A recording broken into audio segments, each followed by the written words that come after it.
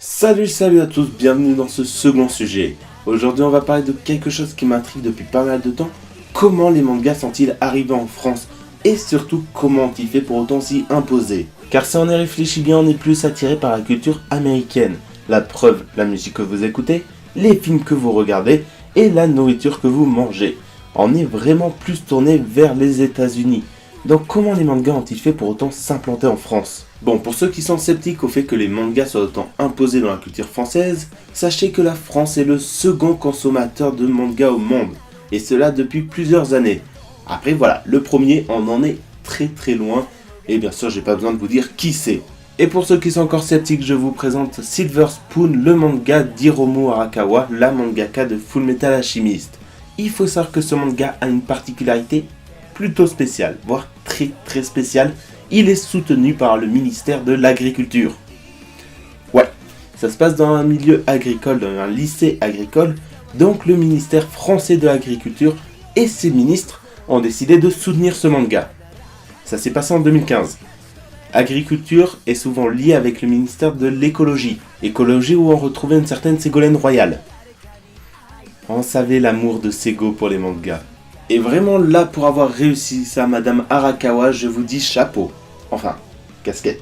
Maintenant que j'imagine que vous avez compris à quel point les mangas sont ancrés dans la culture française, on va faire un saut en 1942 pour comprendre comment les mangas ont pu s'imposer en France. Alors que la France est en pleine Seconde Guerre mondiale et qu'elle est occupée par l'Allemagne, la France connaît un fort pic de naissance appelé Baby Boom.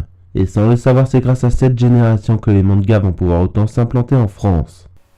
Pour faire simple, la génération Baby Boom a vu l'explosion de la bande dessinée franco-belge, notamment grâce à Astérix Obélix et Tintin. Et ouais, ça existait déjà à l'époque.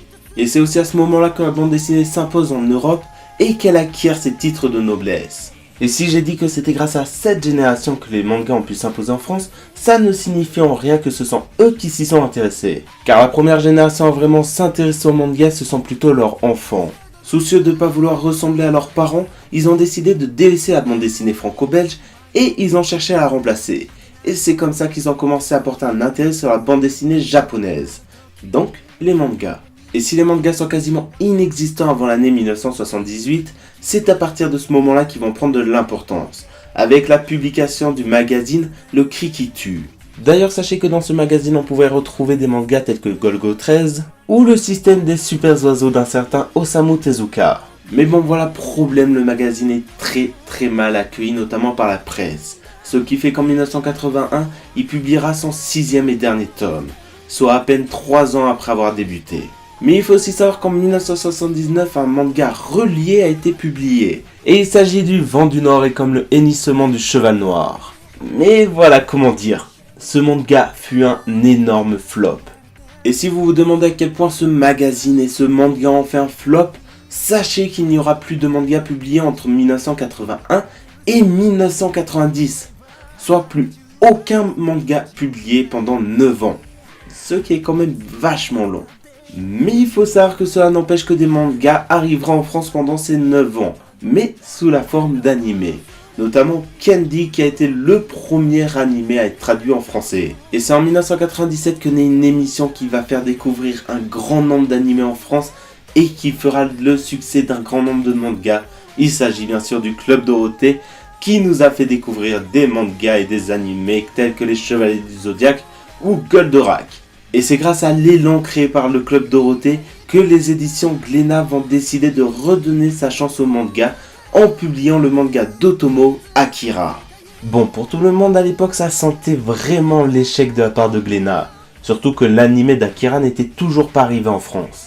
Mais bon, voilà, le manga cartonne et marque vraiment le début des mangas en France. Mais bon, aussi surprenant que cela peut l'être, il faudra attendre 1991 pour voir un second manga arriver en France. Mais cette fois, ça se passe chez Humanoid Associé qui publie le manga Domu Rêve d'enfant.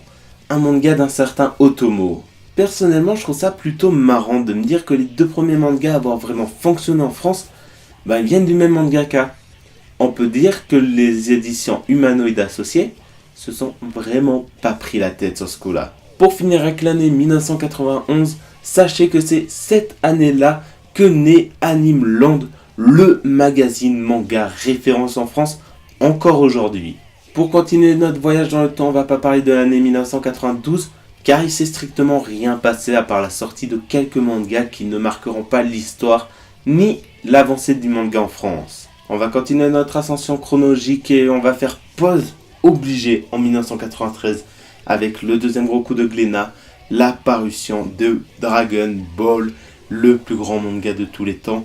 Il faut savoir que Glénat a attendu de publier le dernier tome d'Akira pour lancer Dragon Ball. Et du coup, Glénat à l'époque n'avait pas deux séries en cours, ils avaient toujours une seule série en cours. Et voilà, 93, c'est Dragon Ball. C'était pas un coup de poker comme Akira, puisque Dragon Ball avait déjà un animé qui faisait rêver les enfants, qui a fait déjà énormément du travail qu'a pu faire après Dragon Ball le manga. Mais voilà, Dragon Ball marque en 93 l'entrée de la France dans une nouvelle ère de manga, une nouvelle ère de passion pour la bande dessinée japonaise. Après le fail des précédents mangas, on va dire, Akira a lancé un peu la machine, a fait découvrir les mangas en France. Dragon Ball a marqué l'essai, il a transformé vraiment, il a permis aux mangas du futur de s'imposer, car sans Dragon Ball, il n'y aurait pas de One Piece, à noter que c'est encore chez Glénat, de Fairy Tail, de Naruto, de Bleach, de One Punch Man, de My Hero Academia, de l'Attaque des Titans. Tous ces mangas arriveront en France grâce à un seul manga. Je sais que ça fait deux, mais un seul manga, grâce à Dragon Ball. Donc voilà, si vous voulez retenir quelque chose, oubliez le fade de la fin des années 70, début 80, et considérez Akira comme le premier gros manga en France, et quasiment comme le premier manga à être publié en France, suivi, bien sûr, par Dragon Ball. C'est la fin de cette vidéo, j'espère qu'elle vous a plu. N'hésitez pas à lâcher un pouce bleu pour me le faire comprendre, à me dire en commentaire ce que vous en pensez.